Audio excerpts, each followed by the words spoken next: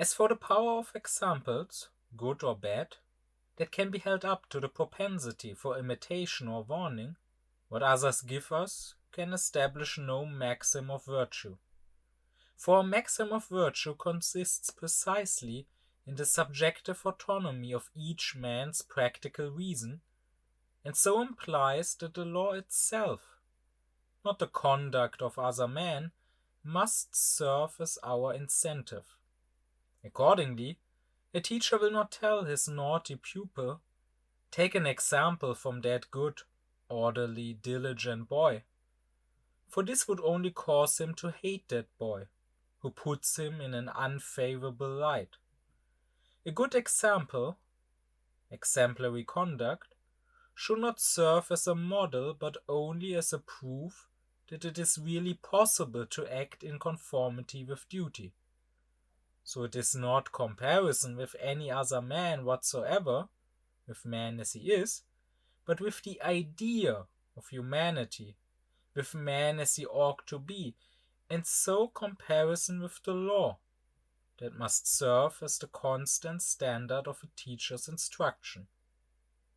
Immanuel Kant. My last 4 lectures were spent talking about how Kant categorizes the various moral duties into, for one, duties towards other people and duties towards myself, and then at the same time narrow duties of the rights of other people or of my own humanity, and duties in the wider sense, duties to further the purposes of other people or of my own humanity. Now, there is one specific duty that is important enough to talk about it here, and that is the duty to critically examine yourself. Kant says we should regularly check how we are doing. Are we doing our duty? Are we following the moral law? And are we really doing it because it is the moral law, not because it also happens to be something we like to do, or it also happens to be something that we want to do for selfish reasons, but are we doing it because it is our moral duty? Checking this, so conscientious moral self-criticism, is in itself a duty, and it is even a main duty, because it should be obvious the other duties, they depend on it, right? If you don't keep checking if you actually are a moral person, if you actually are doing what is right, then you don't know if you're on the right path. You don't know if you need to change, if you need to correct your behavior, if you need to do better. So this is very important. Also, Kant also stresses that morality is about acting. It is not about just examining yourself and scrutinizing yourself. So this should be a means to an end, this self-criticism. It should be done regularly, but so that afterward we can go back into the world and act, do moral actions, and do better than before. What we shouldn't do is getting lost in it, getting lost in this self-examination, so that it actually prevents us from doing moral actions. Like, for example, this Christian self-scrutinizing, this sort of what slave morality tends to do, always checking, never being content with yourself, always saying, "Oh no, I'm a sinner, I have these sinful thoughts," and following every little sinful thought, doubting every little action of yours, always, even if it was a good action, doubting that it was really done out of a good will and not out of selfish reasons. That could prevent you from actually, well, doing something good, from actually being a useful human being that helps others. But still, you should regularly check yourself. and you should, so to say, measure your own morality. But this leads to an important question, and that is, what should you measure yourself against, right? Because when we want to measure ourselves, no matter in which way, we always need to have some sort of yardstick, as Kant calls it. Like, if I want to measure my height, I need a yardstick to measure my height, right? If I want to measure my temperature, I need a thermometer to measure my temperature, and so on. So what should I measure my morality against? And here the answer that Kant gives is, of course, the moral law, which my own reason gives. So I should ask my own reason, have I acted in accordance with the moral law? What I should not do is measuring myself against other people, right? This is also something I could do. I could say, this person over there is a good person. So I will ask myself, have I acted in this situation in the manner that this person would have acted in the same situation? But this is not a question we should ask. We should ask not, have I acted the way this person would have acted, but rather, have I acted the way I should have acted, as according to the moral law itself. And why is that the case? Why should I not measure myself against the other person? Well, Kant says, if I do that, there are two possibilities, right?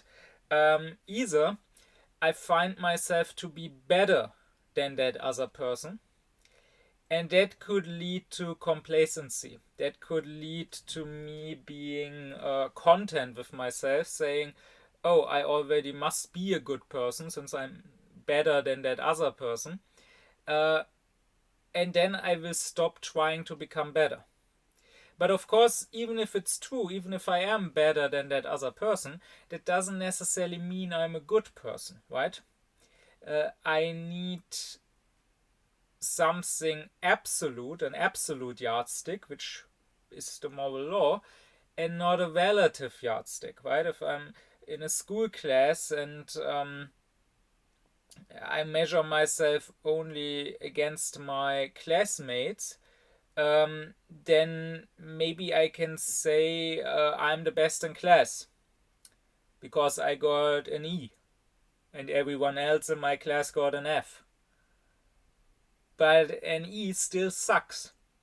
I should not measure myself against the others, but against the ideal of what a good student should be. And then I should not strive for an E, I should strive for an A. So that's the one possibility. The other possibility, of course, when I measure myself against somebody else, is that I find that other person is better than me morally. But that can easily lead to resentment towards that other person, even if it's unconscious resentment maybe.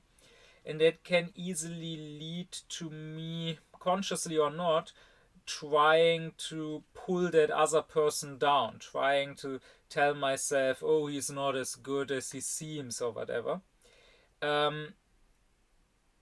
instead of trying to actually become as good as he is or actually becoming even better.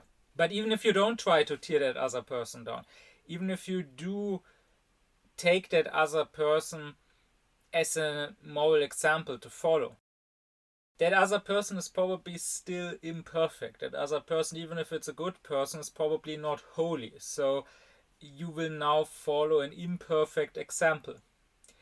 Rather, you should follow the demands of the moral law itself, which demands perfection. You will probably not meet it, but it is better to set the goal as high as possible rather than settle for a goal that was already lowered.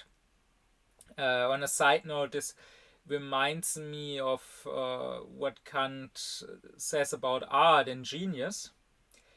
I talked in 2 lectures about what is genius to Kant and then specifically what is the genius artist.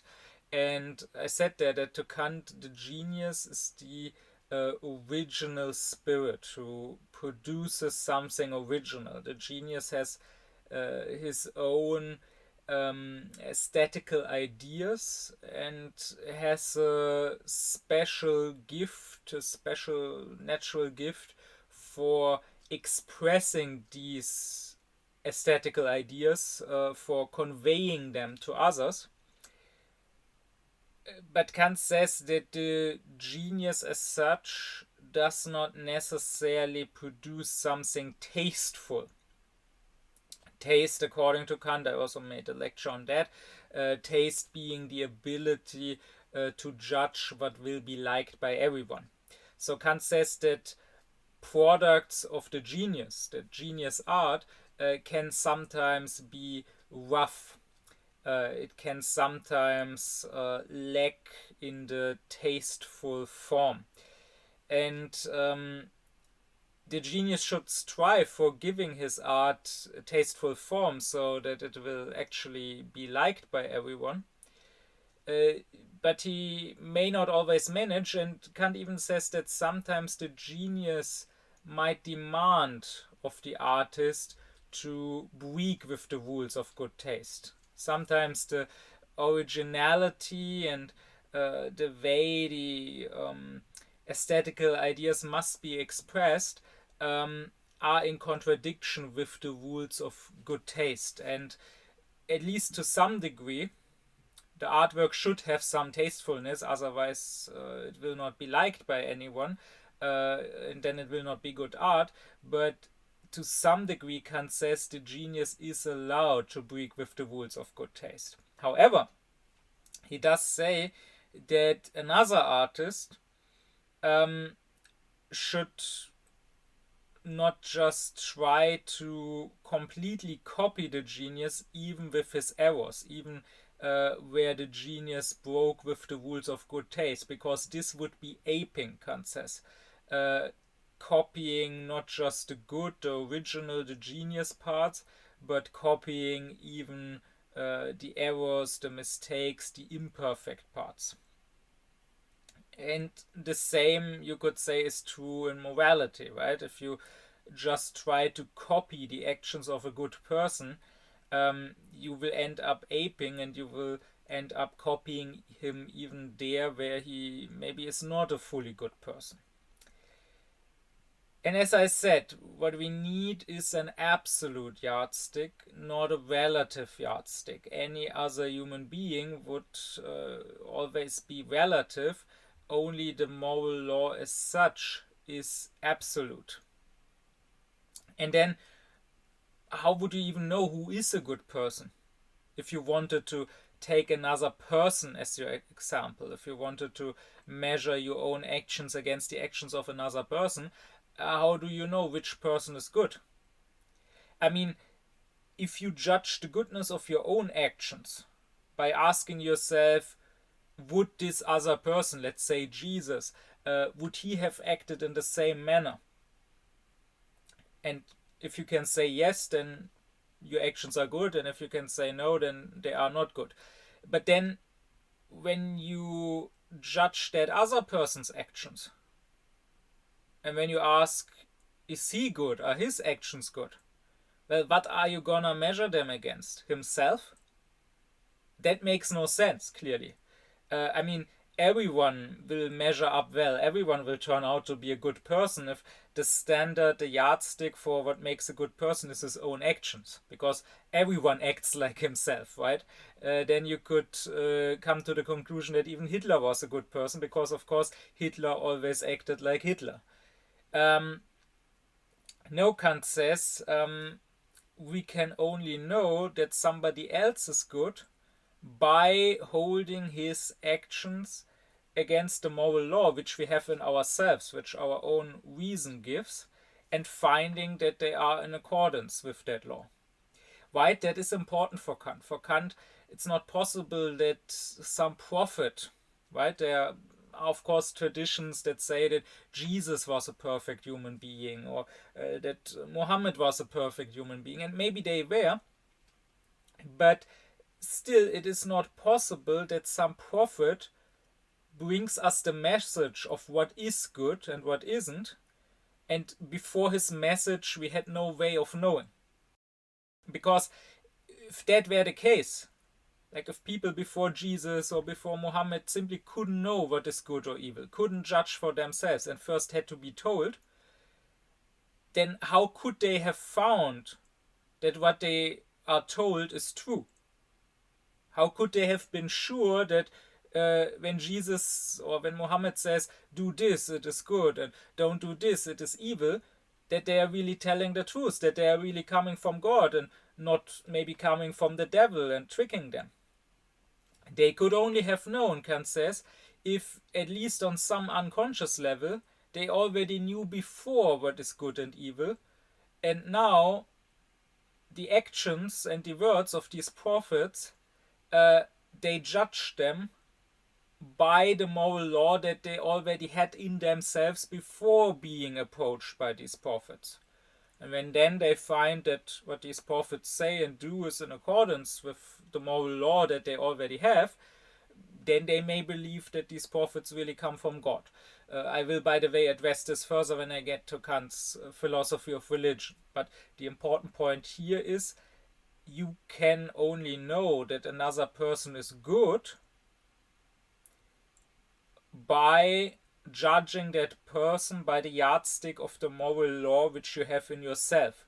And since this is the case, there is no need to judge yourself by the example of that other person. You might as well skip that in-between step and right away judge yourself by the yardstick of the moral law. However, with this said, Kant still says that there is a place in morality for examples of other people, for taking another person as your example. We just have to understand this in the correct way. What Kant says is that we should not ever take another person as an example for what is and what isn't moral. For that we should only ask our own reason and thereby ask the moral law itself. But we can take another person as an example for morality, for moral actions in accordance with the moral law, actually being possible. And that is important, right? Another person, a good person, can show us that the demand of the moral law is not chimerical, but that a human being actually can follow that demand if he wants to do so. So, for example, I can easily tell someone who lives under a despotic, authoritarian regime that he should not just accept that he should not just keep quiet and try to save his own skin by conforming, but rather that he should fight against that regime. But the person might reply, that's easily said, but when it comes down to it, it's natural for every human being to first care about his own well-being and to not risk his own life. It's easy to say, oh, we should rebel and so on, but at the end of the day, nobody would do that. So people could, it's interesting, right? When you talk about the demand of the moral law, often the reply that people give is not that you are wrong, that this actually isn't good, that we shouldn't do this, right? You say you should rebel against this despotic regime, and they don't say, no, it's actually good to conform, it's actually good to let that regime stay in power. They don't say that because they know, even if unconsciously, that they are in the wrong and you are in the right. They know that they are doing the wrong thing by only thinking of their own physical well-being, they know that it would be better to fight for freedom. But what they are saying is not that you ought not to do it, but that you cannot do it. That it's nobody does it. It's natural to only care about your well-being. And well, that is when examples of good people come into play. Because here you can point at people who have risked their own lives or even given their own lives. You can say, even under the Nazis, there were people like the White Rose, the Scholl siblings, or there were people like Bonhoeffer who did fight and who did give their lives. So you really don't have any excuse if you don't do this. Or when you tell somebody you ought to care about the climate crisis and you ought to try to not contribute to it, then somebody might reply that you have to fly in certain situations, and even climate activists, right? Even there are many that fly that will say, oh, it's necessary to fly to get to some climate conference or whatever. Right, like here in Germany, the most prominent climate activist is well known for flying around half the earth. And here you can point at someone like Greta Thunberg and say, no, it's not necessary. Even when you go to another continent, even when she went to America to speak in front of the UN, she did so by boat. It is possible if you just want it. Or when you tell somebody who is being oppressed that he should not respond with hate, of course, he doesn't have to accept the oppression. He can fight back in one way or another, but he should not let his heart be poisoned by hatred. Then again, people could reply to you, oh, that's easily said, but if you were oppressed and if your people were oppressed for years and decades, you would also hate. It is a natural response. It's not possible to love those who oppress you, or to at least not hate them.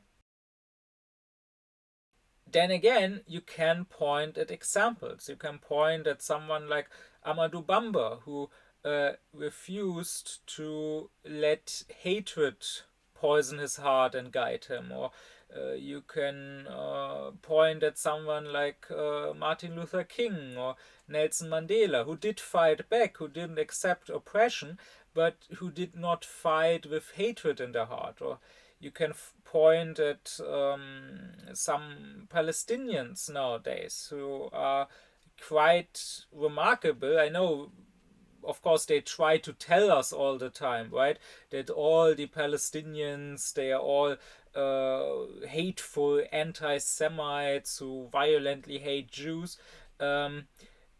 And I don't doubt that there are amongst the Palestinians people who hate. I mean, it is understandable, and I would be surprised if there wasn't a single one who hated.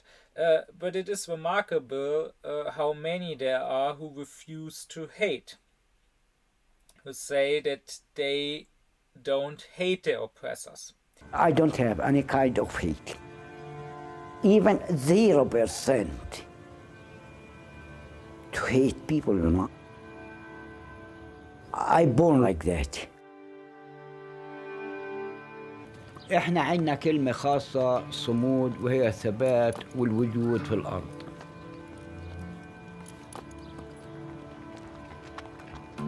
أبي علمنا هذا الإشي، ما يكون عندي كل، ما أكره أي حدا.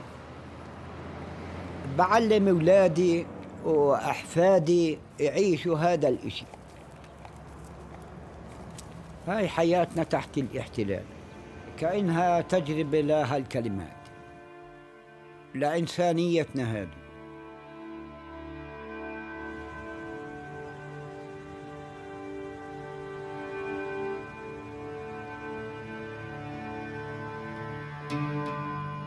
وجودنا في هالأرض هو الصمود.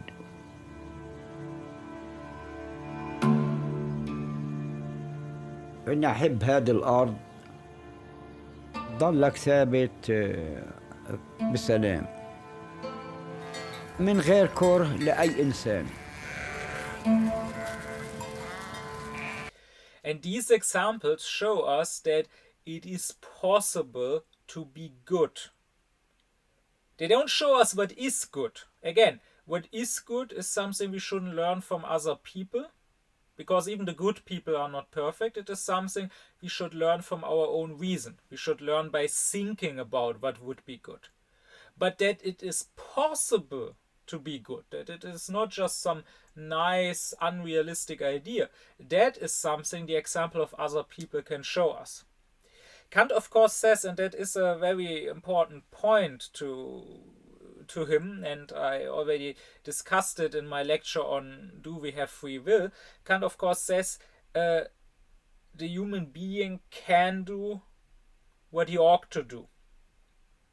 If you come to the conclusion that we ought to do a certain action, that that action is an obligation, that it is our moral duty to do that action, then from that it follows by necessity that it must also be possible to do that action. Because you cannot be obliged to do something which you are not capable of doing. That just doesn't make sense. So as soon as you recognize something as your obligation, whether you like it or not, you must then admit that it is also possible to do it. But since most people are too unaufklärt to think in that manner, to really believe in what reason says, since most people are a-rationalists and very much bound to the empirical, very much bound to sensuality, it can be helpful for such people to not just prove from reason alone that this action is our duty, therefore it is also possible for us to do it, but rather it can be helpful to actually be able to point to someone who actually did it and thereby proves that it is possible, right? Because if only one person did an action, then that action must be possible for every person, because we are all equal, we are all human beings. That one person was not some superhuman half-god, rather if he was capable of doing it, then all of us are. And this is the role that Jesus has in Kant's thinking. To Kant, Jesus is the moral example that we should look at to prove to ourselves that it is possible to be moral. Right, so there's this question that some Christians like to ask: what would Jesus do? And that question, if we take it literally, is a somewhat nonsensical question, Kant would probably say.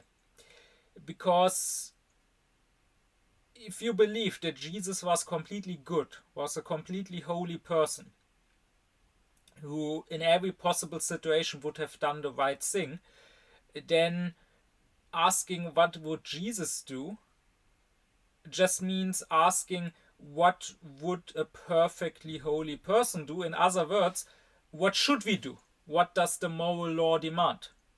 And then you might as well ask that question directly rather than going through what would Jesus do. Just ask, what should I do? Because that is what Jesus would do if he is holy, right? He would do whatever we should do. And also, as I already said, how would you even know that Jesus is a good, that Jesus is a holy person? Because he tells you that he is? I mean, anyone could come along and tell you that he's a good person.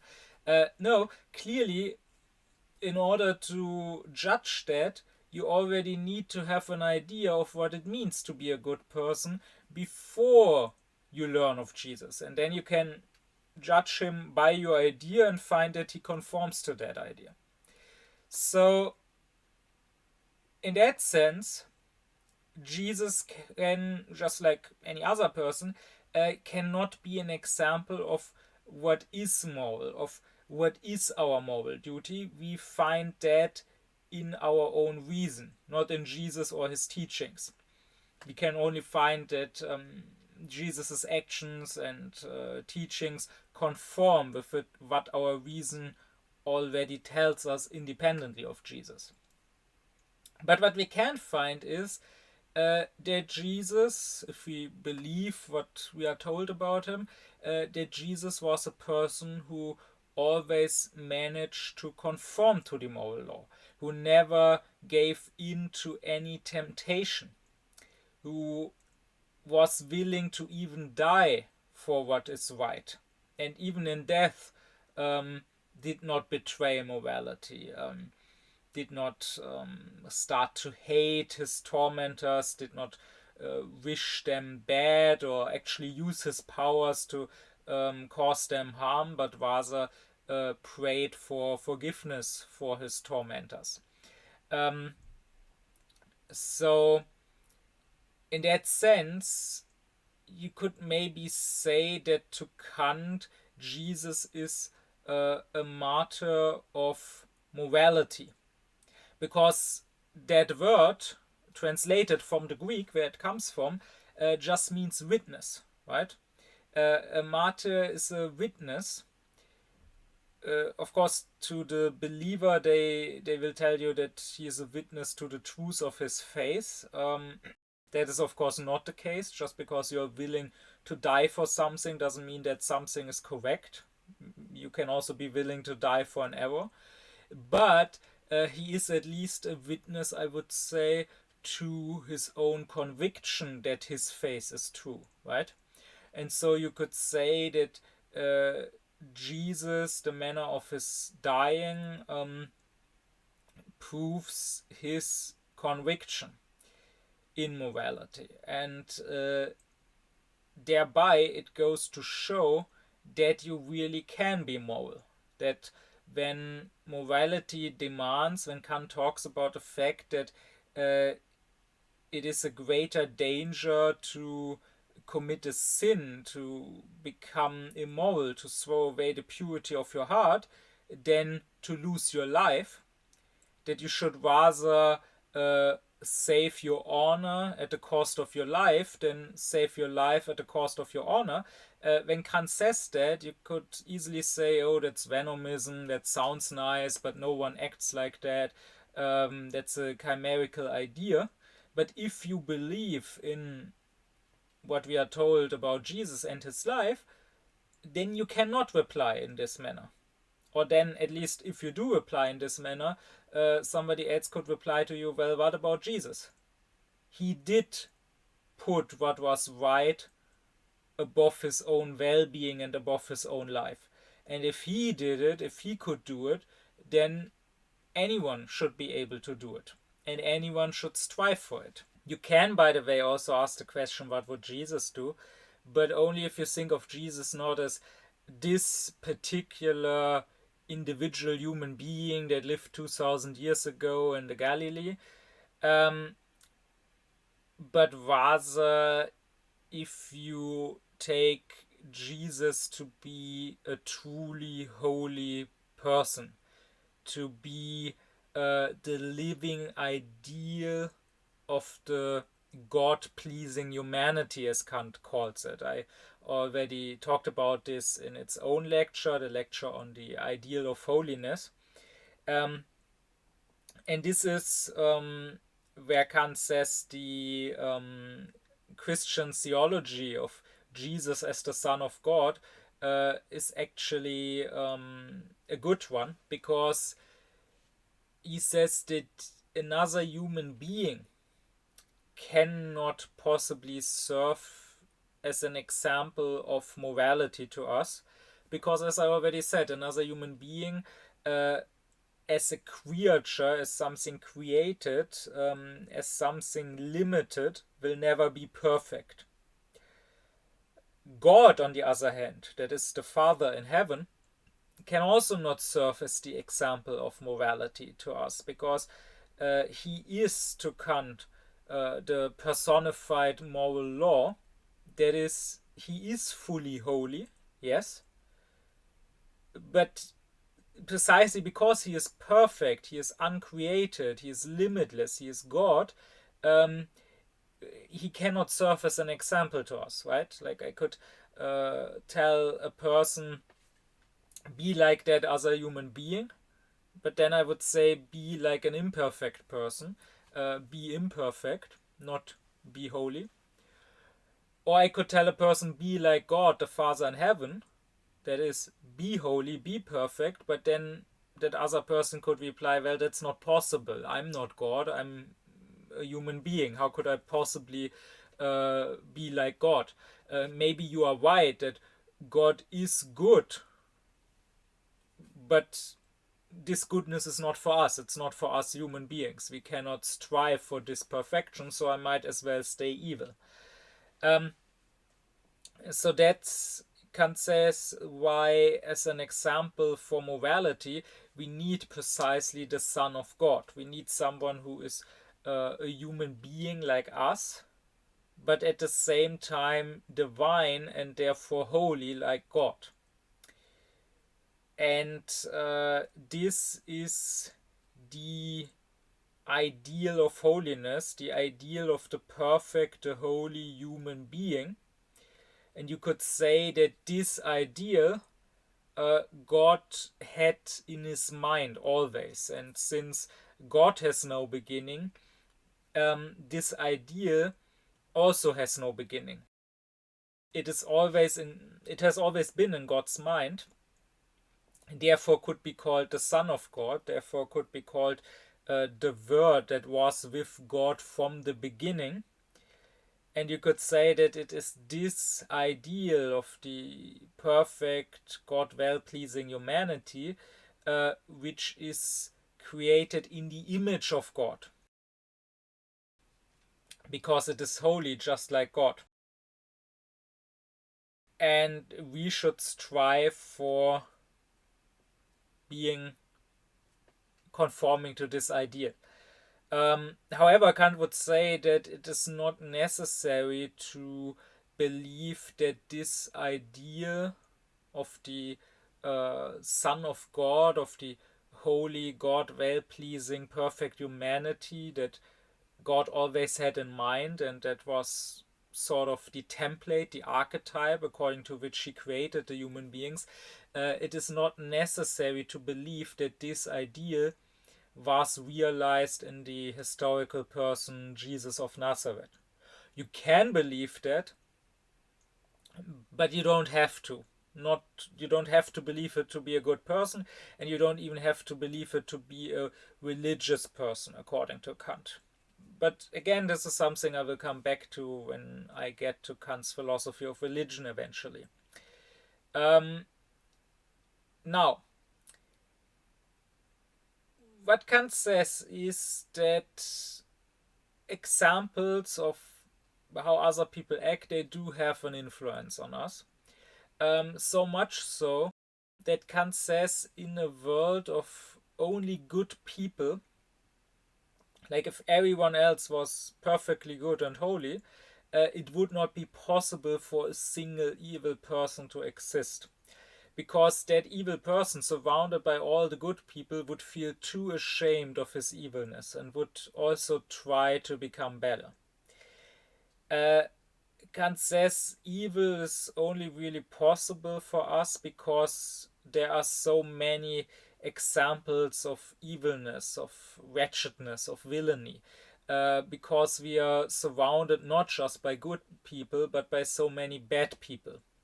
The more bad people there are, the worse the situation gets, because it puts other people at ease about their own badness. This, of course, should not be the case. If they were more aufklärt, they would not ask, how are other people doing? They would just ask, how should I be doing according to the moral law? But since most people are very unaufklärt, they don't ask, what does reason tell me what my duty is? They just ask, what does everybody else do? And if they find that they are not much worse than everybody else, which of course is not an absolute, it's just a relative standard, because everyone else might be pretty bad, but if they find that they are not worse than everybody else, then they will largely be content with themselves, right? This is why you can see that when it comes to moral actions that are accepted and demanded by society, most people are, at least outwardly, at least seemingly good, right? So when it comes to raping children, or murdering your neighbor, or hatred, racism against Jews, most people are seemingly good people, because these are things that society condemns and that we don't really see the people around us doing, right? But then when it comes to taking part in exploitation, supporting despotic states like China, or like the Emirates or Saudi Arabia or whatever, or supporting evil companies, um, exploiting companies, or when it comes to taking part in the climate crisis by flying or whatever, or when it comes to supporting Israel's genocide and denying it, um, then the story is different. Then many people feel much more comfortable doing that. They thoughtlessly do it because everybody else does it. And therefore, they don't think that it can be so evil if everybody else does it, because they don't really think about what is good and evil. They don't really think about what they ought or ought not to do. They don't ask their own reason.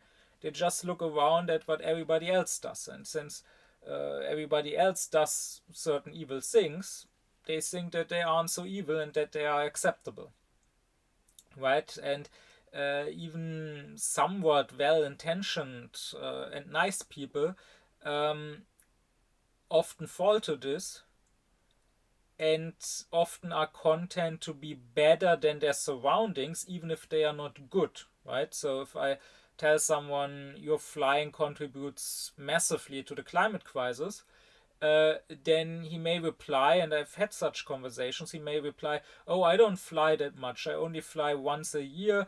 All my friends and acquaintances, they fly much more often.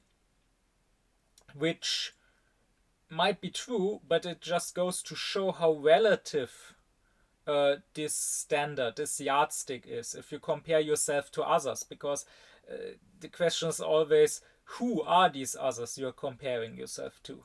Might be that amongst your friends, you fly little if you only fly once a year. Maybe they all fly twice or thrice a year.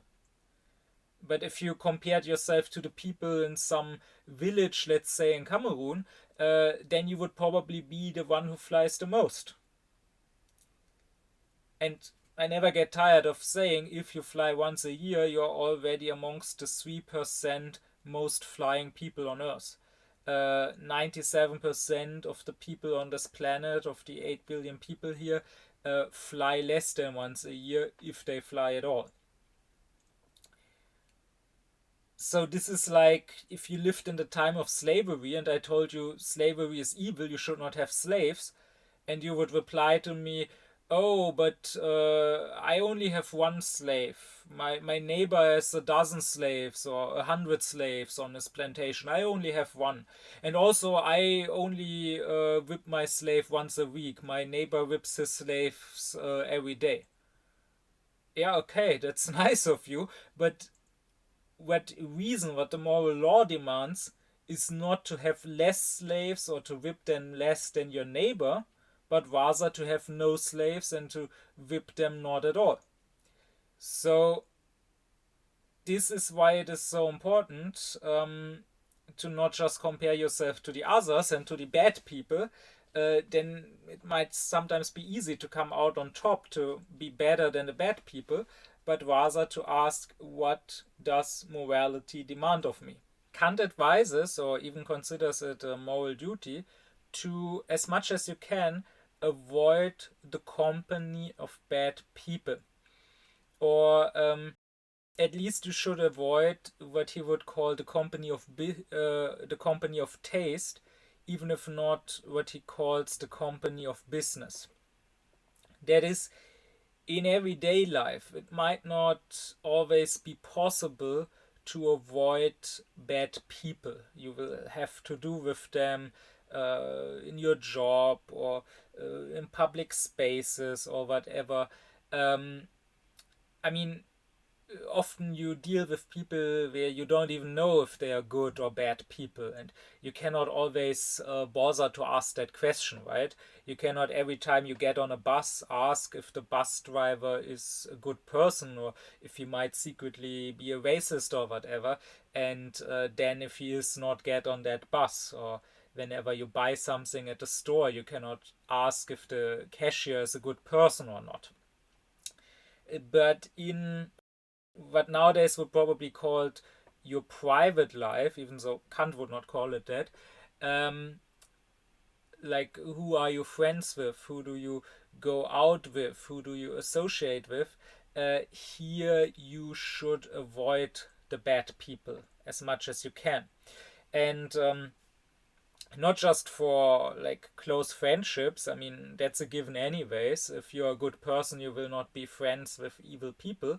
um, but even as like acquaintances, like, you should not take a bad person as your roommate, or you should not hang out with a bad person as the friend of a friend. Like, if my friend has an evil friend, then I might say, I'm willing to meet with you if it's just the two of us.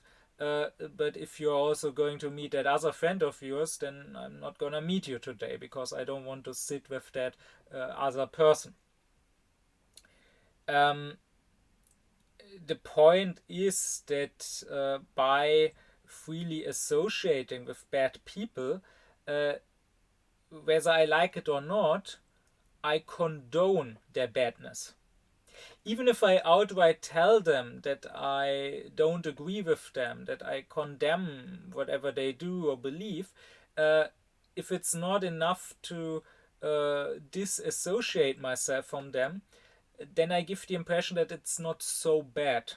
So in that way, Kant is, you could say, for cancel culture. So of course not what is usually understood by that nowadays, where it's just about canceling people because they didn't follow some politically correct rule of conduct. Um, but no, this is about actual morality. If I'm willing to, let's say, be roommates, or let's say hang out with, because he's the friend of a friend, uh, with someone who uh, votes for a racist right wing party, or who is a Zionist genocide denier, or who denies the climate crisis, then even if I tell him that I disagree with him, uh, I still give the impression that these things are not so bad, right? Because I probably wouldn't be willing to sit with or to live with a murderer or a rapist. So if I'm willing to sit with such a person, then I'm at least saying, even if I disagree with you on some level, I don't think what you're doing is as bad as murder or rape. But of course it is. It's probably even worse, right? I mean, objectively speaking, if you constantly fly around in planes, you are a murderer. And not just a one time murderer, you murder lots of people. And if you support Israel and if you support the apartheid and genocide, then you support mass murder. So if I'm willing, even though I disagree with you, if I'm willing to still associate with you despite that, uh, then I'm saying basically these things are not so bad. Then I'm saying basically this is not murder. And this will make that person, and also probably third parties that witness that, think that it cannot be so bad. Of course, people should not be influenced by who I associate with, by who I seem to condone. because they should, once again, they should only ask their own reason what is and what isn't right. They should not go by my example, but by their own reason. But since most people are unaufklärt, they will be influenced by the example of other people. But it's not even about what influence you have on others, it's also about yourself. Kant would say if you keep associating with bad people, you will probably, even if unconsciously, influence yourself. You will get more used to this badness, and that will lead to you maybe not fully agreeing with it, but still feeling like it's not so bad, not as bad as other things might be. So, for these reasons, Kant considers it a moral duty to stay away from bad people if you can. He says this again, this canceling them to some degree, this should be their punishment, even if nothing else. However, this should not be misunderstood, because you should not conclude from this that the best thing to do would be completely fleeing all bad people, like going to some lone island and living there as a good person, away from this evil world. That would actually not make you a good person, that would make you a bad person yourself, because that would be selfish, right? Okay, then maybe you lead a happy life on that lone island, but you let the world burn because of all the bad people. You should actually try to make the world better. You should work on improving the world. You should not run away from its badness. So it's one thing to not condone wretched and unworthy behavior by not associating with it in your own personal life, but you cannot simply run away from the bad of this world. And Kant does actually say that it is a good thing that, so to say, God mixed the good with the bad people, that they don't form two completely separate groups. He says that this is good for both groups. Because for one, the bad people, if they were only amongst themselves, they would surely forever stay bad. How would they ever improve if they never see the example of a good person? Only because there are some good people living amongst them, and they see their example. They see that it is possible to be good. They see that it is good to be good. They possibly start feeling ashamed of their own evilness. Only that way the bad people might improve. And on the other hand, as for the good people, it is good, Kant says, that they are surrounded by some bad people, so they don't become self-satisfied and complacent, so that they don't become weak, so that they always stay alert and strive to be better, and so that they are always tested, and so that there's always temptation, so that they have to remain virtuous and push themselves not to fall in with the bad people. So while bad examples should be avoided, there should be, if possible, good examples. There have, of course, been traditions, like in certain faith traditions, amongst Christians, amongst Mohammedans, where it has been said that you should sort of hide your good deeds. You should be humble about your goodness. And Kant is for humility. He would say that, of course, you should not go around bragging what a good person you are, but he is against fully hiding your good deeds. That would be a misunderstood humility, because whom does this serve? Maybe your own self-righteousness.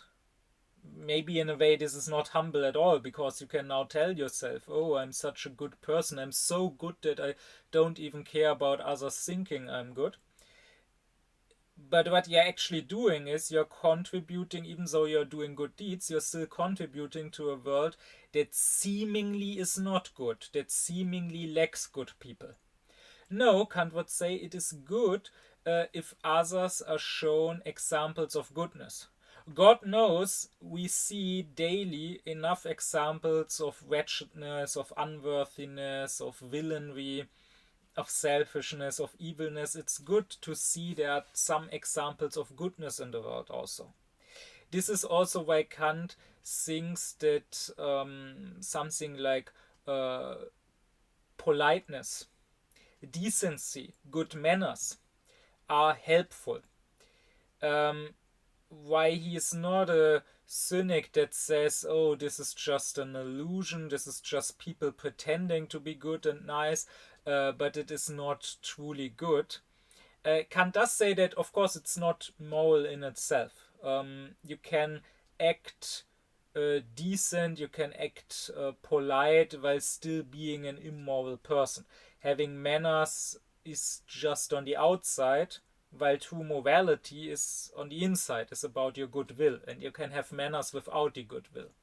But still, Kant says, manners, while they are not actual morality, can still be a good thing because they at least give an illusion of morality. And if that illusion is widespread, like if everyone acts with decency and good manners, then people may at least think that everyone else is moral, even if it's maybe not true.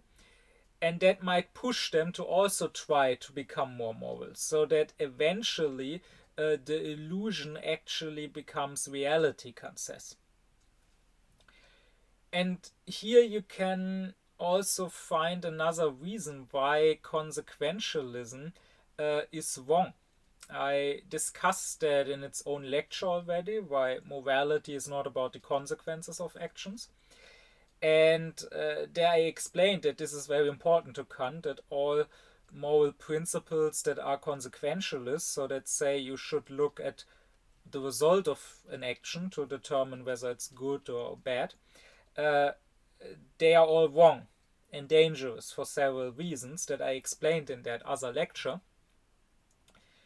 But here you can see that even all of those reasons aside, even if we accept consequentialism,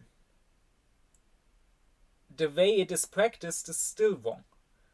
You can sort of defeat the consequentialist logic by its own principle, because even from a consequentialist perspective, it actually has good consequences to not be consequentialist, right? So, for example, as I discussed in that other lecture, consequentialists will say, when you talk about the climate crisis, oh, if I don't fly, that's just a drop in the ocean. That has no effect because everyone else still flies. Or if a single state, like for example, we here in Germany, we always hear, oh, if we became climate neutral, what would it change? There's still China and so on. And sure, on the face of it, that's true. But if you change as an individual or as a single country, you mustn't just look at the immediate consequences of that actions as regards the climate. You must also look at what consequence, what influence might that action have on others and on their actions, right? If I stop flying, maybe some of my friends will actually question their own flying and will also stop.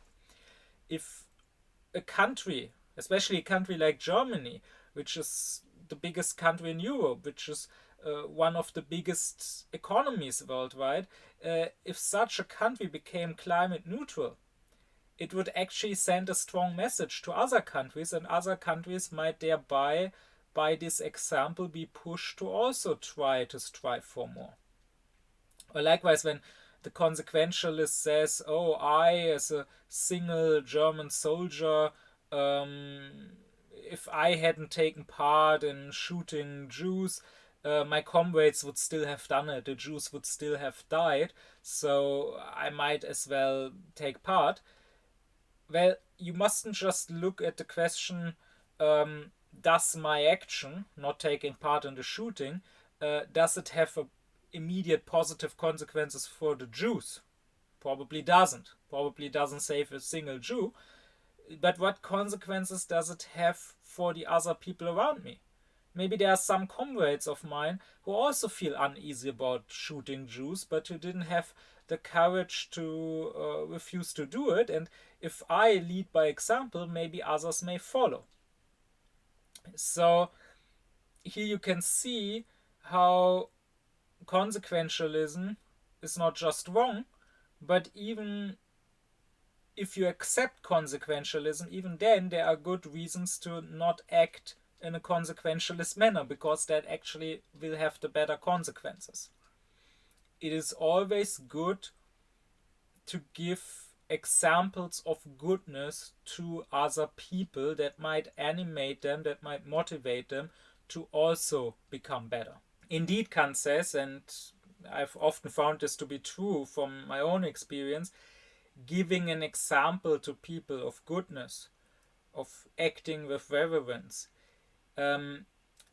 often is much better if you want to make people better, morally better, than just telling them what they ought to do and just telling them then that what they are doing now is evil.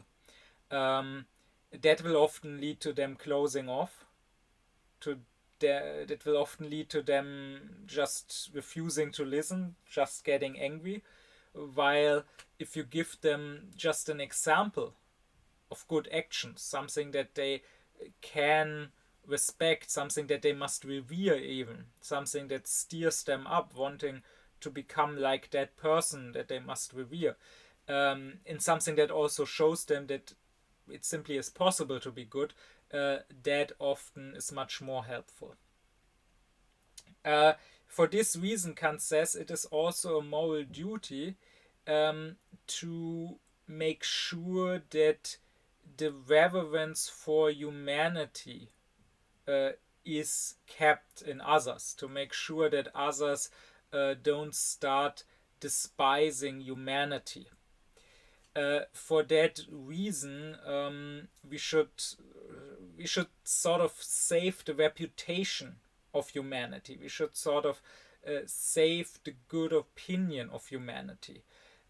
Humanity, with its rationality, with its autonomy, its freedom, should be something that is revered, should be something sublime, something that people respect, both in others, having reverence for their humanity, treating them with regard, and in themselves, revering their own humanity and therefore wanting to do it justice, wanting to really live up to it.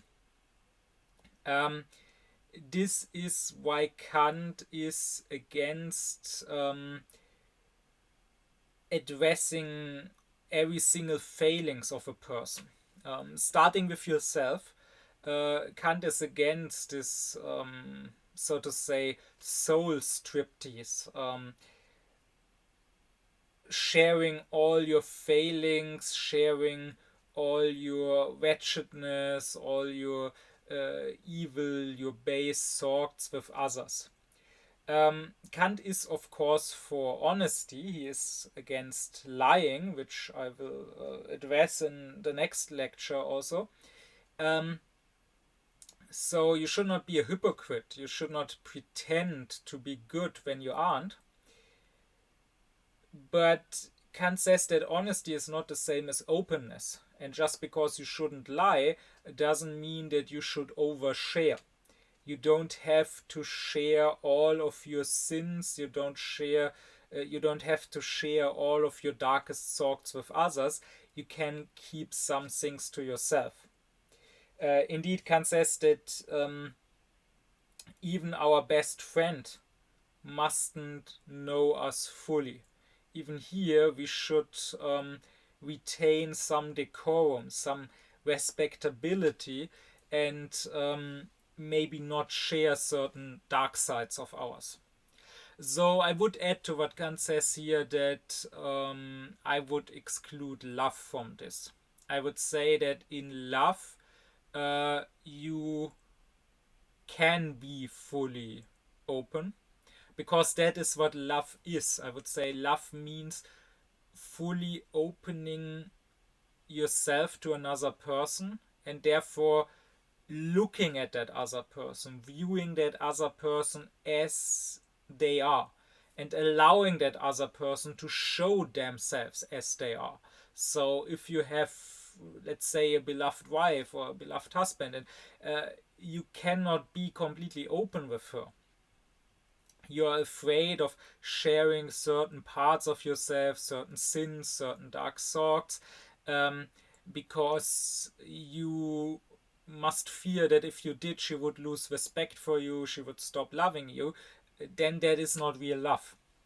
Uh, if you fully love, then you can fully look at the other person and you can allow that other person to fully appear as they are. But love aside, and of course Kant stayed unmarried all his life. He had his friendships, he had his people that he would see daily at his table, that he would eat with daily and have conversations with, but he did not have a wife. Love aside, generally speaking, even in front of friends, we don't need to overshare everything. And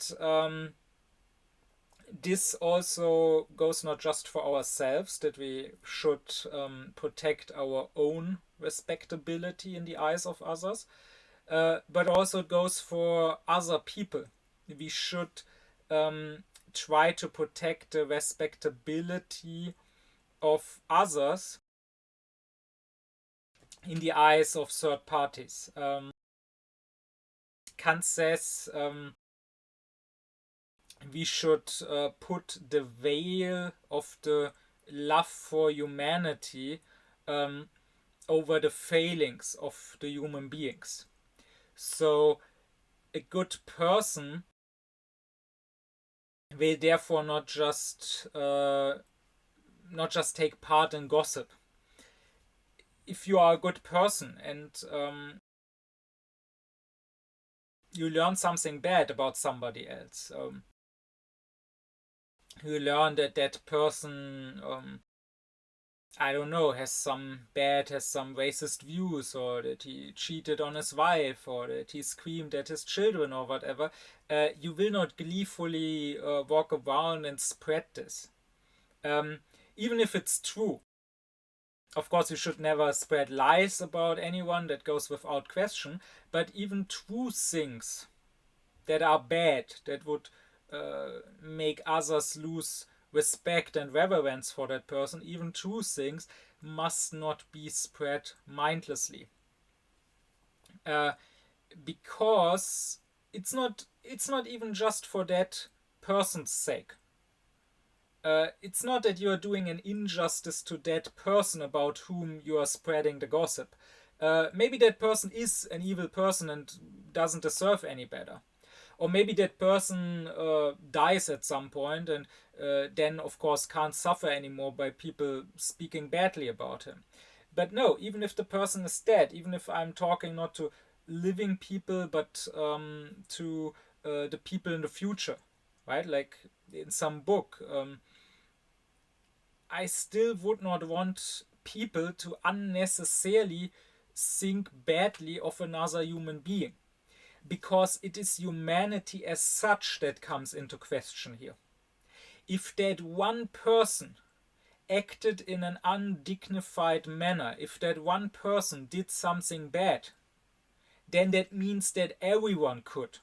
Then that means that humanity as such is capable of such things. And that might lead to people losing their reverence for everyone's humanity. Right? That is why usually you should not just mindlessly spread stories about how irrational, how pathetic, how ridiculous people are. Like, let me seemingly break with this commandment of morality. I will address in a minute why it's okay sometimes to do so. Let me give an example. Let me give a story. A friend of mine told me of some family gathering where his grandma ate something from a plate. I think it was some cake, and then she wanted to eat something else, I think some bread with mustard or something, and she wanted to eat it from the same plate, and his aunt said, no, you cannot do that, like, because you ate something sweet and now you eat something else, you need a new plate.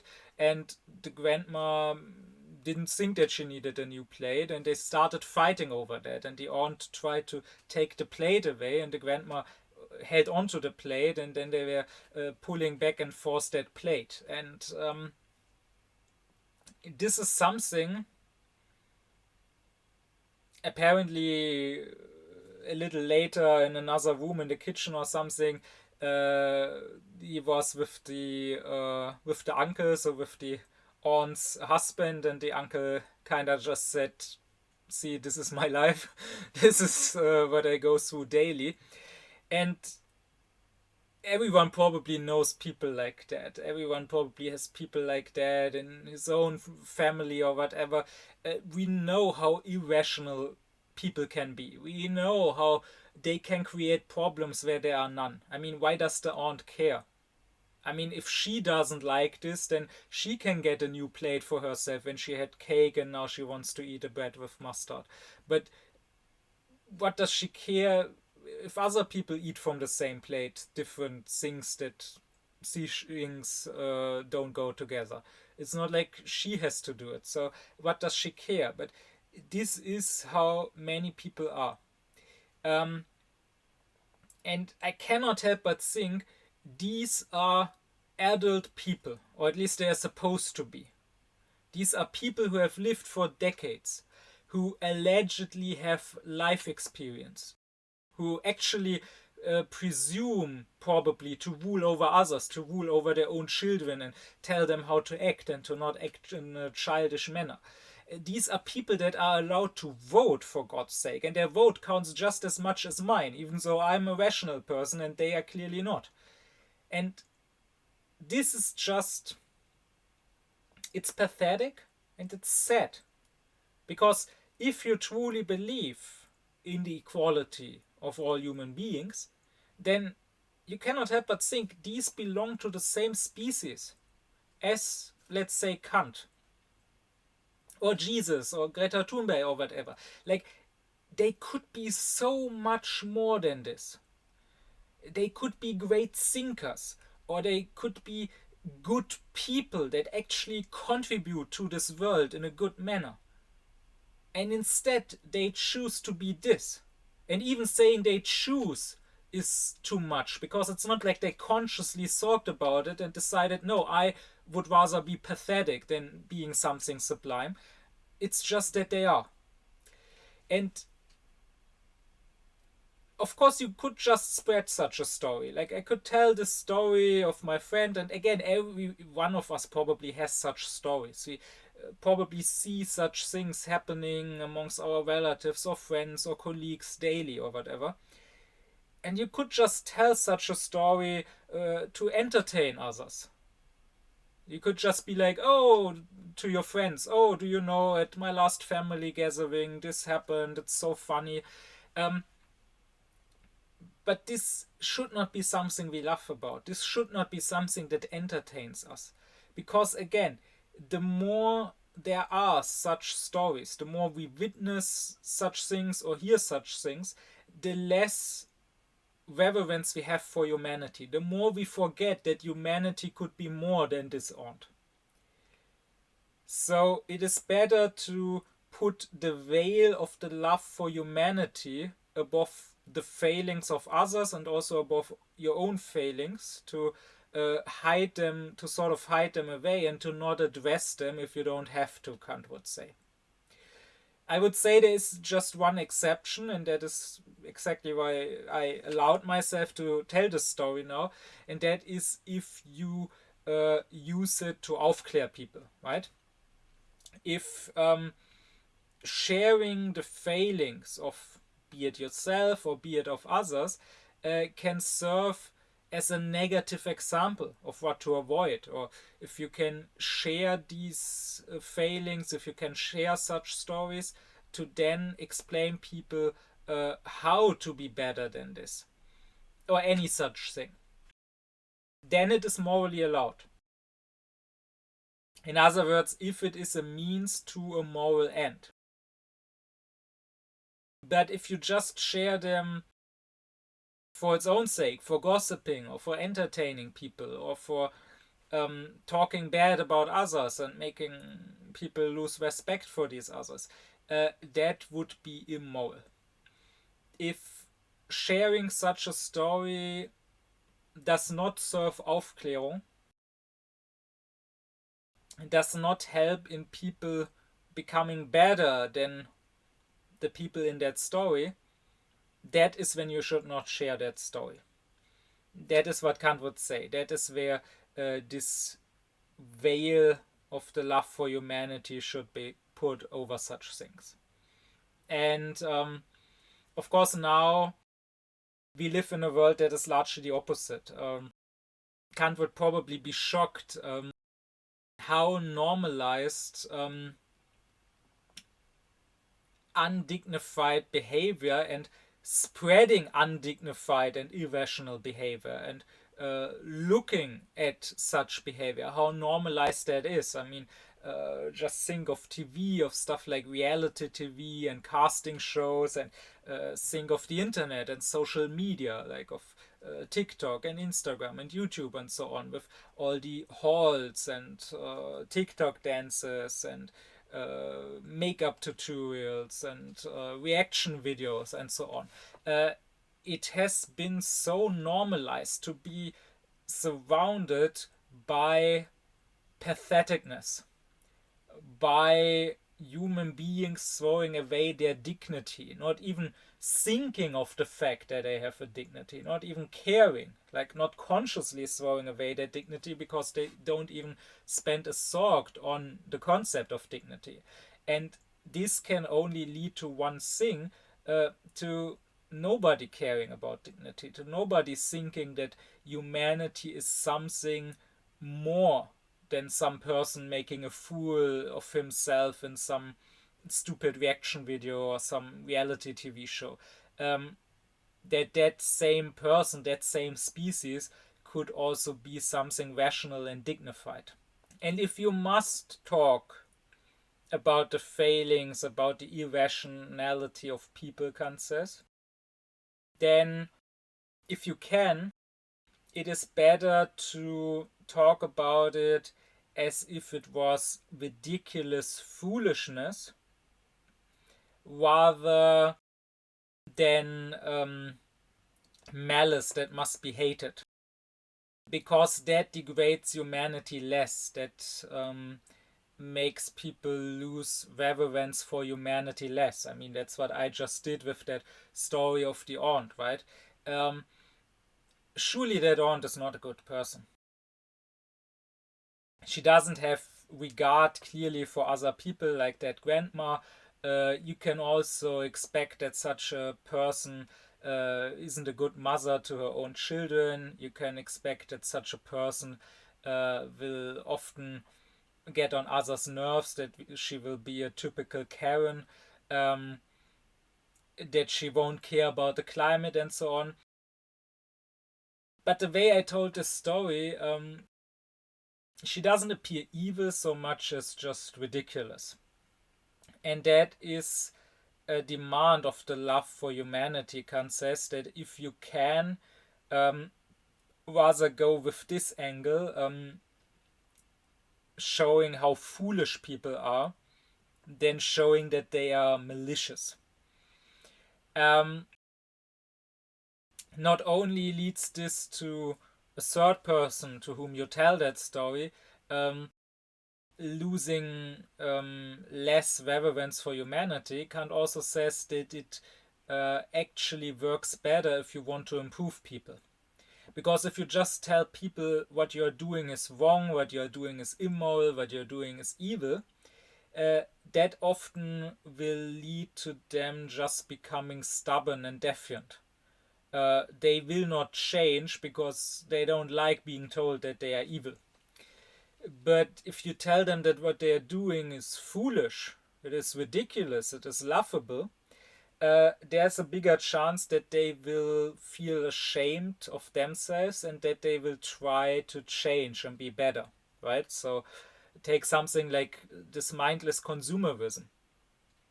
If you take a person who constantly has to shop for new clothes, for the newest fashion, who constantly needs clothes of famous brands to be happy, and if you tell that person what you're doing is evil because it's a waste of resources, it contributes to the climate crisis, and also you're taking part in exploitation.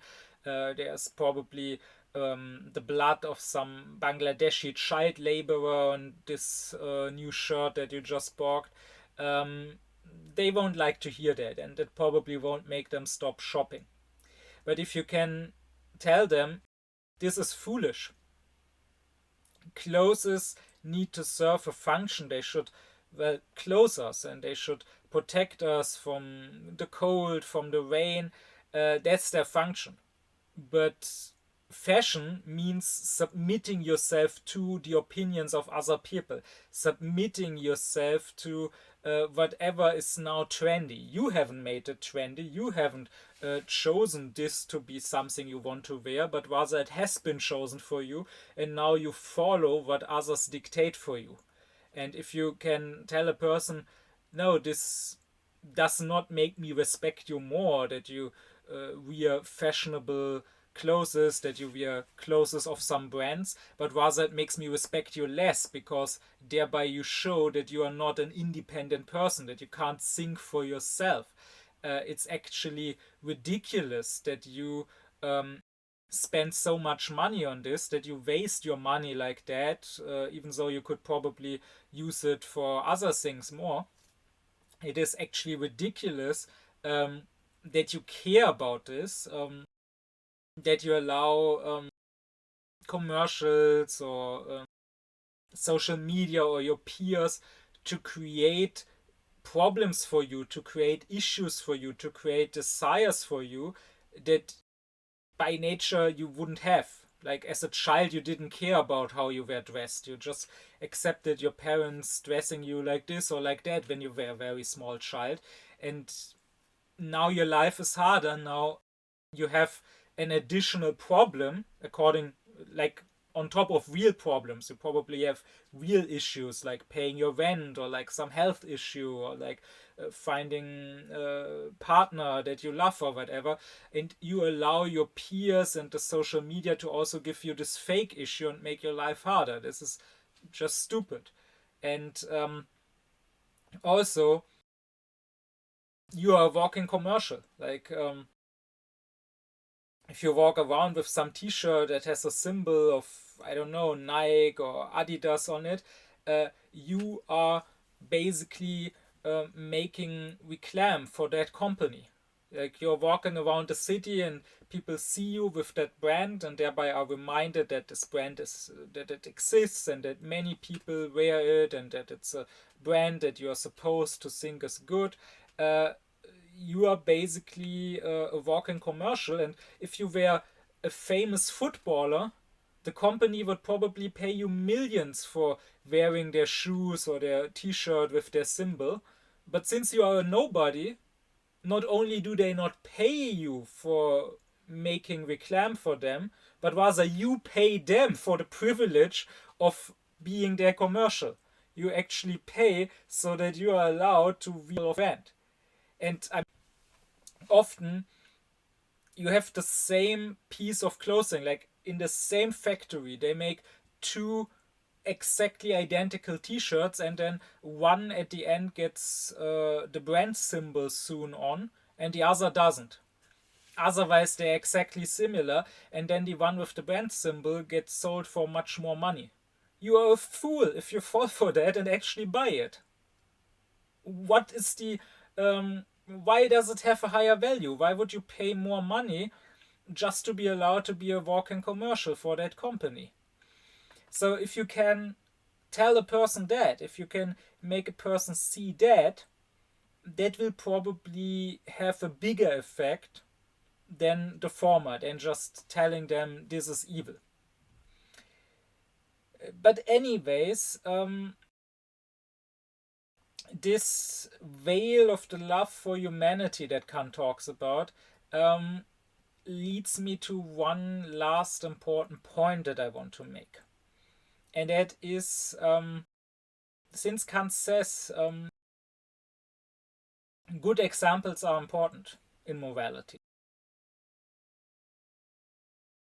not that we should follow the example of another human being, for what is moral, but we should follow him for actually being able to do what is moral, actually being able to follow the moral law. In that, we should take others as an example. Since examples are important,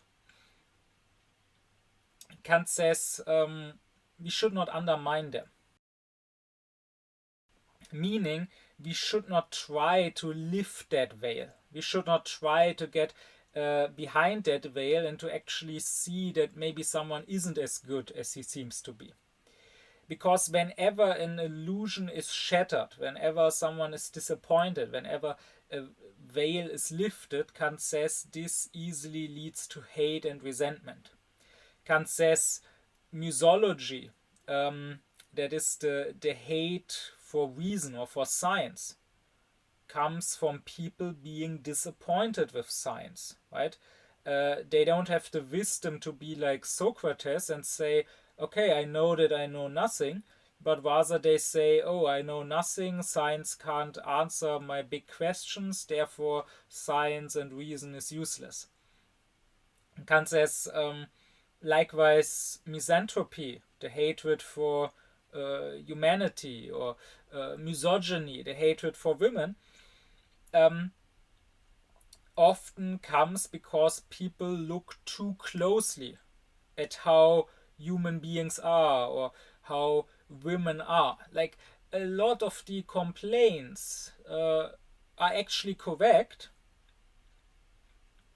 So in the case of the misogynists, of course, it's terribly one-sided and a double standard. Like, a lot of what they say about women might generally be true, not for every woman, but for many women. Like, surely many women are superficial and are selfish and so on.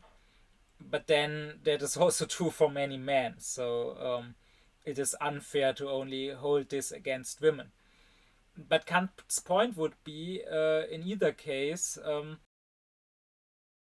maybe you misogynists are not entirely wrong about women, or maybe you misanthropists are not entirely wrong about men, or maybe you misanthropists are not entirely wrong about human beings. But who told you to be right? Who told you to look so closely to see all the failings? It would have been better to live with the illusion.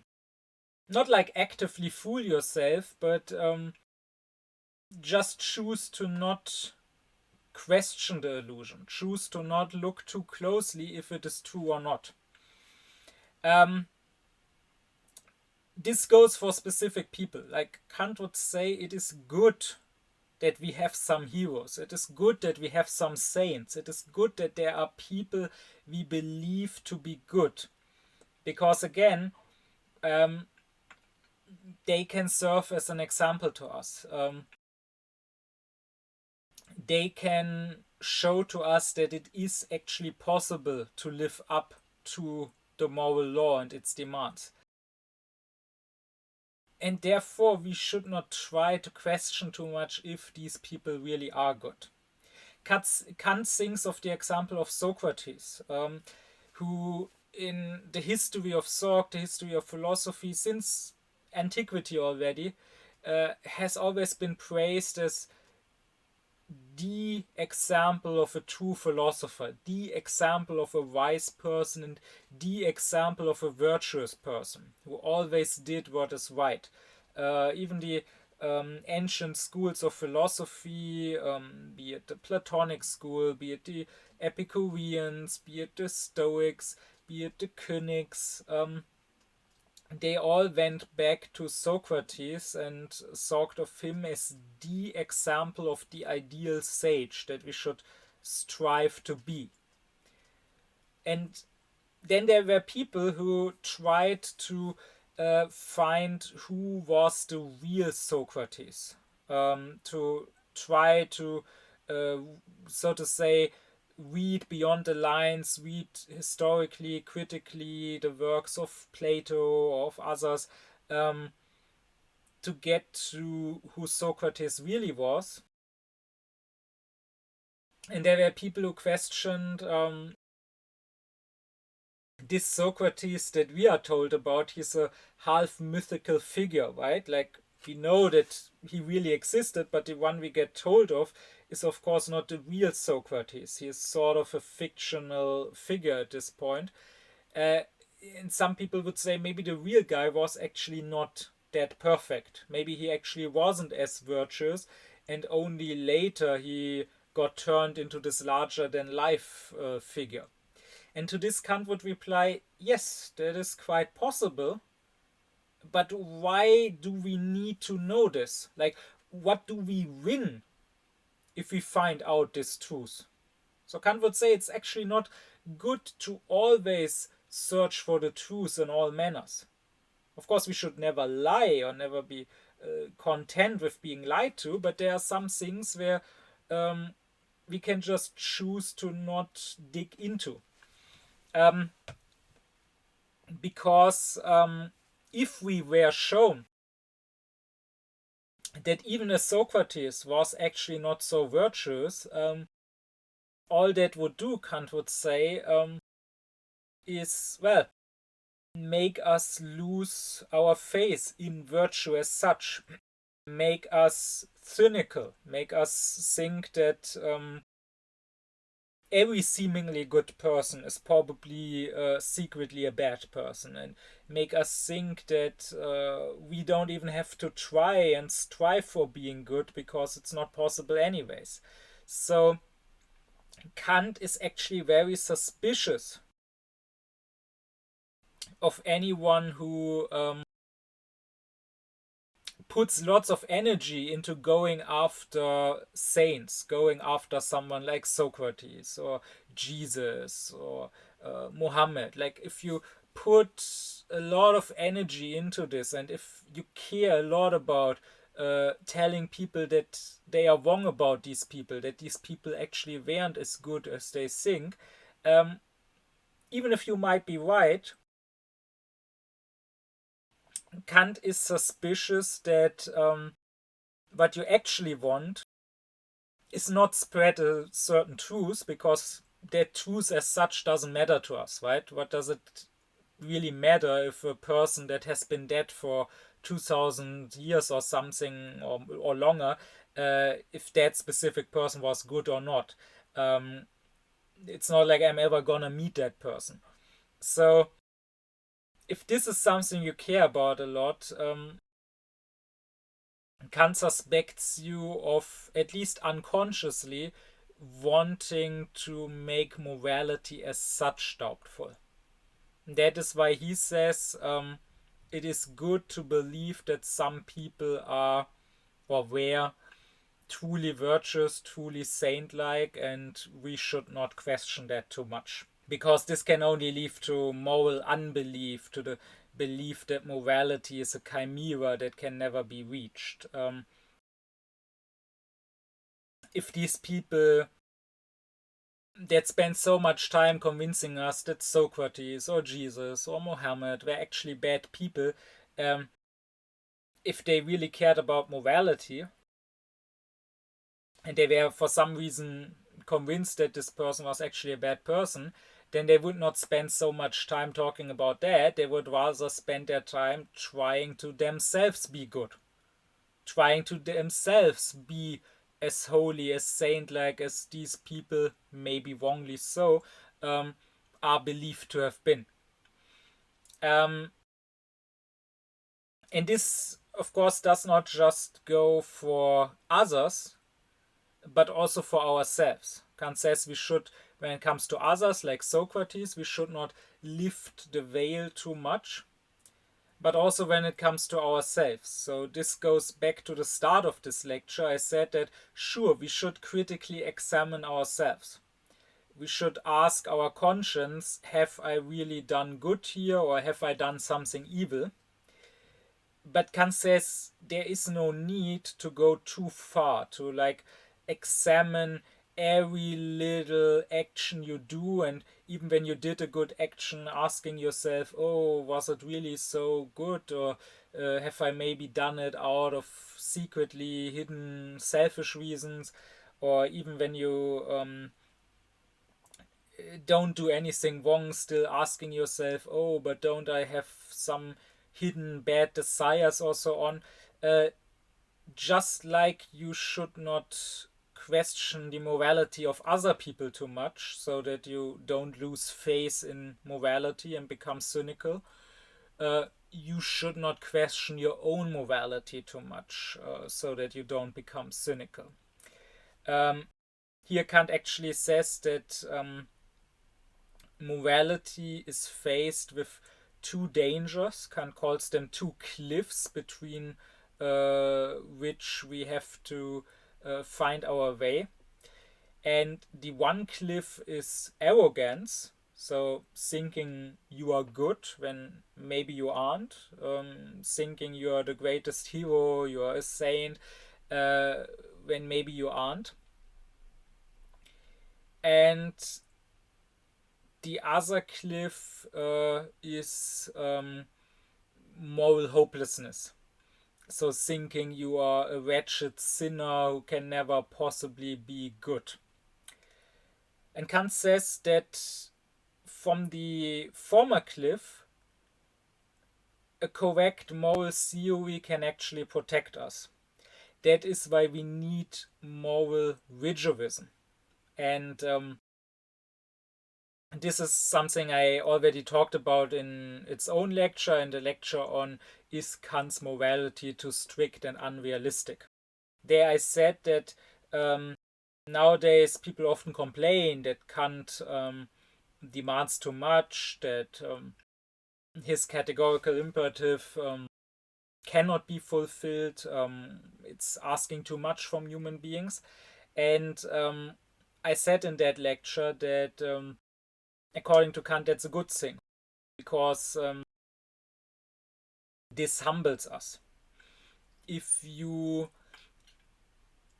make a moral law, like if you set the bar too low, if you come up with a moral law that is easy to fulfill, that tells you, oh, if you don't murder anyone, if you don't steal from anyone, then you're already a good person, that's good enough, then that can lead precisely to this moral arrogance, thinking you already are good.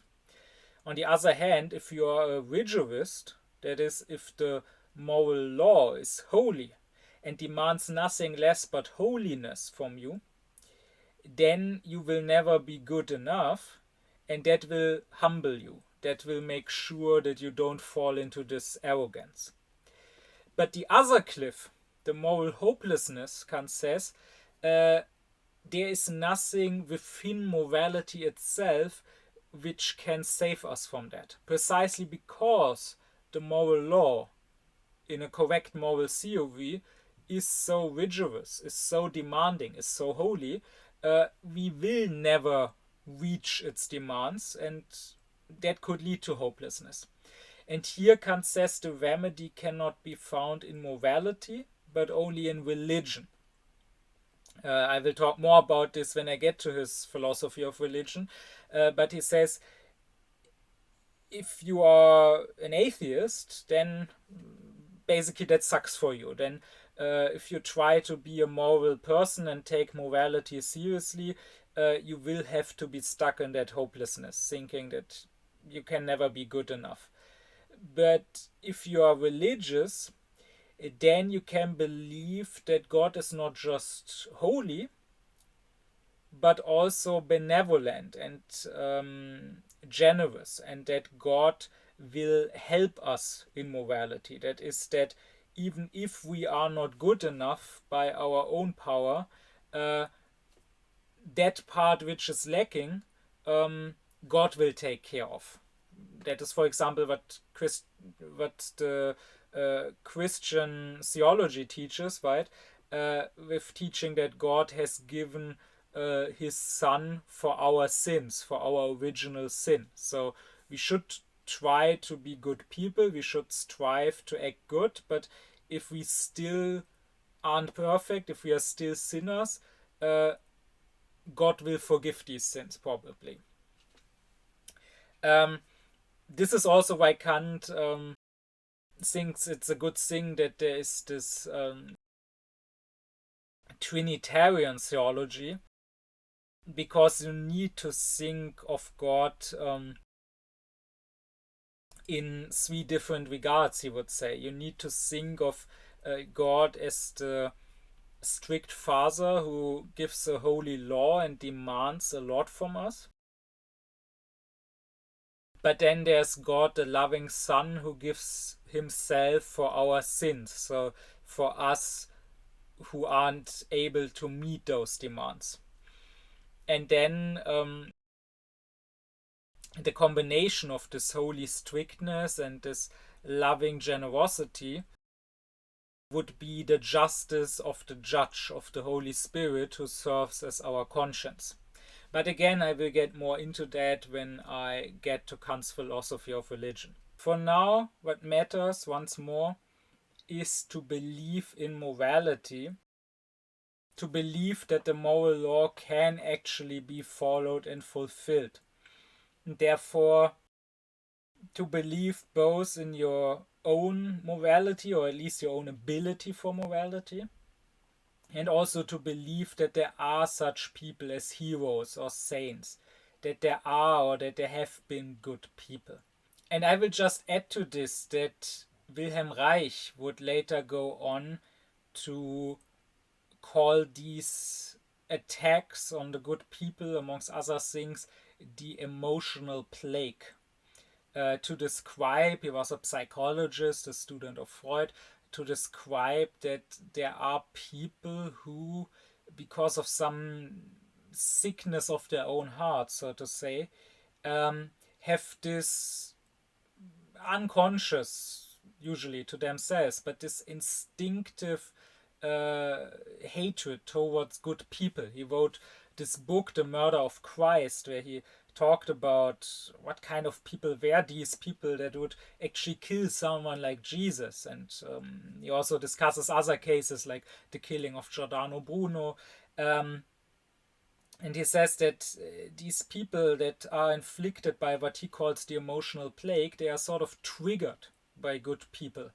And they have this instinct to destroy the goodness. And I have often found that it is especially the best people that get attacked the most. Like in the history of philosophy, my favorite philosopher is Fichte.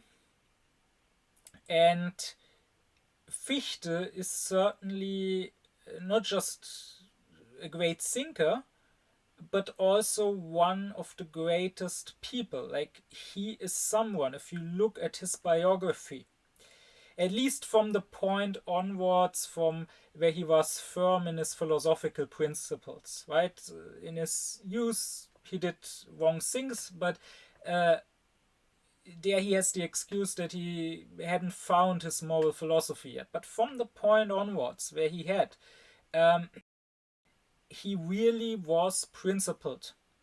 And he really followed through on his own principles. And I can hardly think of anyone in the history of philosophy who did that to that degree. Like other philosophers, including Kant, I can name instances where they did morally questionable things, where they acted against their own moral principles. Not so with Fichte.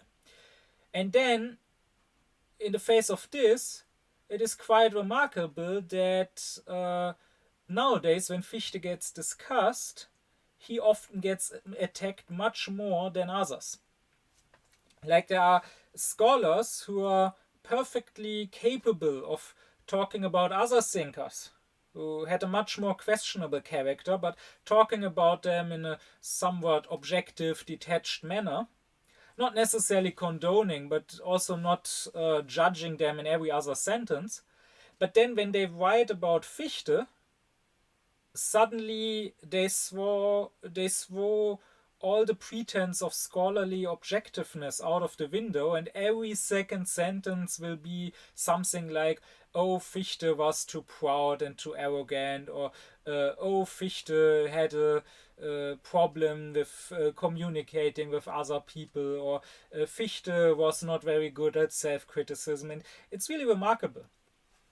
I mean, just take someone like Popper, the Arch-Ausklärer, the Arch-Entwilighter, and compare how he talks about Schopenhauer, who really was not a good person, right?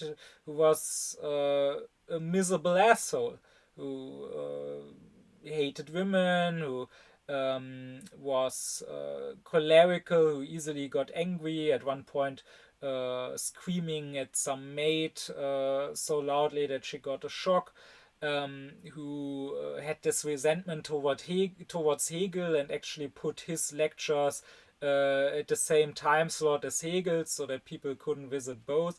And Popper talks about him as one of the greatest thinkers, holds him in highest regard.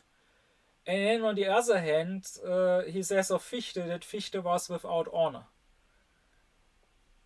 I find this quite remarkable, that it is especially someone like Fichte who seems to trigger people. Or nowadays, think of someone like Greta Thunberg, who without question is the best, morally speaking, the best person we currently have out there in the public eye. I mean, it is remarkable how much she, probably without knowing, I don't know if she knows anything about Kant, but how much she personifies Kantian morality. It is remarkable what a degree of integrity she has. It is remarkable how principled she is. It is remarkable how it has been 7 years now since she entered the public with her protests, and how in these 7 years there is not one single instance of her being a hypocrite, or of her failing to uphold her own principles or whatever. And instead of being applauded for this, instead of being respected maybe even by her enemies and critics, she gets attacked more than others. And this was even before her current anti-genocide activism. Even before, she got attacked for the smallest things. And I found it remarkable, even back then, that it wasn't just right-wingers, it wasn't just climate change deniers that attacked her, it was also the people who, if you were superficial enough, you would have expected to be on her side, like ausklärt people, liberals, people who would say that they are that they take the climate crisis seriously. Like here in Germany, it was a well-known, allegedly leftist, allegedly pro-environment newspaper, which reproached her when she went by boat across the Atlantic, and which talked at length about how that didn't save any emissions but actually produced more emissions, because the people sailing the boat would then fly back. Of course, it was never the point to save emissions. The point was more to send a message and to stay true to her principles. She herself never claimed that she was saving emissions by going by boat. But still, I found it remarkable how those who you might have expected to be on her side always felt the need to attack her. And that, I think, can only be explained by this emotional plague. And of course, we see that especially now, in these past 2 years, since she has been attacked repeatedly as an alleged anti-Semite. And again, I find it remarkable when I read these articles, and there are lots here in Germany. I don't know about where you come from, but here in Germany, they are really obsessed with her. Like, they will talk about every small post she makes or every appearance on some demonstration, even if she herself doesn't even speak. And these articles, if you read them critically, it's very obvious it is not about supposed anti-Semitism, because the articles will start, like in the first paragraph, they will say, oh, Greta Thunberg is an anti-Semite because she's against genocide. As a side note, I always found this terribly anti-Semitic. Like, these people want to tell us that committing genocide is somehow in the Jewish soul or something. That it is part of the essence of Jewishness to commit genocide, and therefore, if you want to support Jews, you have to support genocide, and being against genocide is anti-Jewish. I mean, that's essentially what these people are saying, right? Which, if you ask me, is a terribly anti-Semitic message. But that aside, the point is, these articles always start with, oh, Greta Thunberg is anti-Semitic, and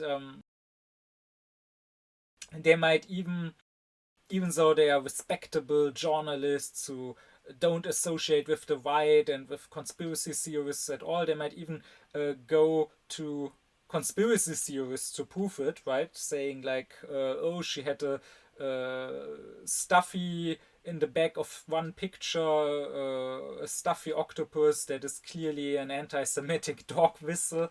So in the first paragraph, the article will say she's anti-Semitic, but then usually the rest of the article is not about anti-Semitism, about Jews, about Israel at all. It's as if this was just a welcome pretext, as if they are actually happy that she gave them a reason to now cancel her, to now call her a racist by being an activist for Palestine. And then the rest of the article will talk about, in more general terms, about how she's not a good person. And often, at least, again, these are the articles here in Germany, often they will say stuff like, oh, you could have seen this coming years ago. She always had this problem of seeing things in black and white and moralizing, and that's why it is no surprise that she now became an anti-Semite.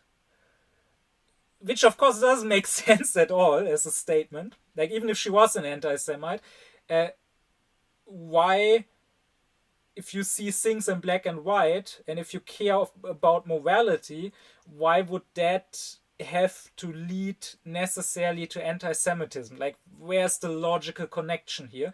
The answer is there is none, but it is clear what message they want to send. Even if it's not clear to themselves, even if they do it unconsciously, they want to throw shade on morality as such. They want to make morality a doubtful, a suspicious thing. They want to make their readers think, if someone cares about morality, if someone believes in black and white, evil and good, if someone actually tries to make the world a better place, if someone fights for justice, fights for the climate, we should be suspicious of that person. Not only is that person not better than us, despite seeming to be, that person is actually probably worse than us, is probably a racist, an anti-Semite, totalitarian, and what else they might say about her. That is the message they want to send. This is precisely this emotional plague that Reich described. They see a person like Jesus, or they see a person like Fichte, they see a person like Thunberg, a person that actually even an enemy would have to respect, a person that truly is good, that truly has integrity, that truly has moral principles. And they cannot allow that. They cannot allow for such a person to exist. So they have to throw dirt at that person.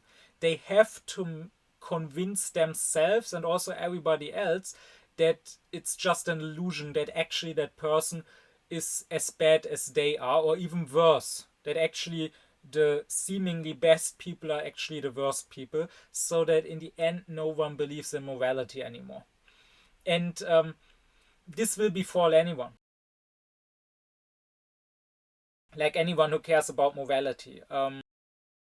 Like I have no illusions. Right now, of course, I have very little views, very little subscribers, but I have no illusions. If I ever became more prominent, if I ever became more well known, since I actually take philosophy and morality seriously, I would also trigger them. They're of course fine with someone talking about philosophy in general terms, like the usual professor nowadays says, or the usual person who writes books, superficial, toothless, harmless books about philosophy. Such people won't get attacked. Such people don't pose a danger. People that are ausclared, that is liberals, centrists, relativists, people that will say, oh yeah, Kant had these moral principles, I can explain them to you, he said this and that, but of course he demanded too much, of course the categorical imperative is too strict, of course it is okay to lie sometimes, Kant goes too far when he says we mustn't ever lie. Or people who will say this philosopher had that opinion, but then this other philosopher had that opinion, and it's surely interesting to deal with it, and it's interesting food for thought, but of course it's just opinions, and there's no right or wrong, and we can pick whatever we like best. Such people, of course, will not get attacked. But someone like me, who actually takes this stuff seriously, who actually believes that there is such a thing as truth, who actually believes that there is such a thing as good and evil, that will always trigger them. And if someone like that, like happened with Thunberg, rises to some prominence, then surely the emotional plague will start to attack him. And if that happened to me, they surely would go about what I said in my lectures I gave so far, in my texts that I put on my website so far, trying to find some wrong word, trying to find something on which grounds they could cancel me. And surely they would. You can always find something. There's always a wrong word that you can twist around or misunderstand and use to cancel someone if you want to. Or maybe there's a real misdeed. Like, I don't claim that I'm without my sins. I don't claim that I'm perfect. Surely I have done wrong things in the past, of which I'm very aware of, and all I can try, like all of us, is to do better in the future. But these people that are afflicted with the emotional plague, they will not rest till they have torn anything down that seems good and that might inspire others and that might lead to others believing in what is good. So all I can say is it's best to ignore it. It's best to be aware of this impulse, this sickness, this emotional plague, and then to ignore it. So if I were to become more prominent and if they would come after me, well, I wouldn't be surprised. I would be prepared for that, and so be it. Let them. But people should not let themselves be led away from morality by that. We should believe. I'm not saying you must believe that I'm good. Again, I'm aware that I've done wrong things in the course of my life, and now I try to not repeat them. But you don't need to believe that I'm good. Maybe you don't believe that Greta Thunberg is good. Maybe you don't believe that Jesus is good. But you should believe, it would be good if you believe that someone is good, that it is possible to be good. The cynics will say that it is ridiculous to believe that. They will make fun of you if you believe that someone is a saint. They will treat this like some ridiculous superstition. But if you allow yourself to be cynical like that, if you allow yourself to believe that no one has ever been good, then all you do is create an excuse for yourself not trying to become good, because you will then believe it's not possible anyways, and anyone who tries it is ridiculous, and anyone who pretends it is just a hypocrite and a liar. No, Kant would say we should believe in heroes. We should believe in saints, and they should be examples not of what we ought to do, that our own reason tells us, but they should be our examples of it being possible to do what our reason tells us we ought to do. My deep thanks be to my supporters: Leo Allmann, Thomas Deuringer, Gernot Klaufen, Benjamin Lehning, Ökobong, Samet Özkilic, Yasin Özün, Alexander Reuter, Lisa Rinner, Ron Suhl, as well as to all others who support me and my aufkläring cause.